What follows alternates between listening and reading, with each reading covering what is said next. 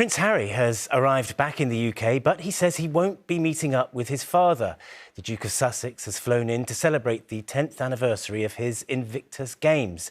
But his father's busy schedule apparently means a reunion is not possible. Here's our royal editor, Chris Shipp.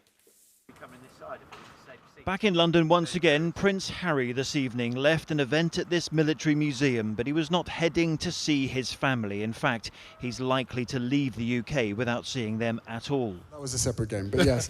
The Duke of Sussex is here to mark 10 years of the Invictus Games, the tournament he founded for wounded and sick military veterans. He spoke at an Invictus event in London a few hours ago. 2014, it was that final game of USA versus UK, and it was just end to end. I think it was wheelchair rugby and wheelchair basketball.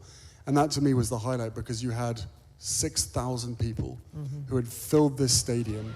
Also in London, in fact just 3 miles away, Harry's father was seen today, pictured at Buckingham Palace meeting the Prime Minister of Fiji. And according to Harry's office at least, the King is too busy this week to meet his son. Asked about a meeting, a spokesperson for Harry said it unfortunately will not be possible due to His Majesty's full programme. The Duke, of course, is understanding of his father's diary commitments and various other priorities and hopes to see him soon. That is a surprise given the King still has cancer and is receiving treatment for it. How it is not possible to find half an hour when your son has flown in from California.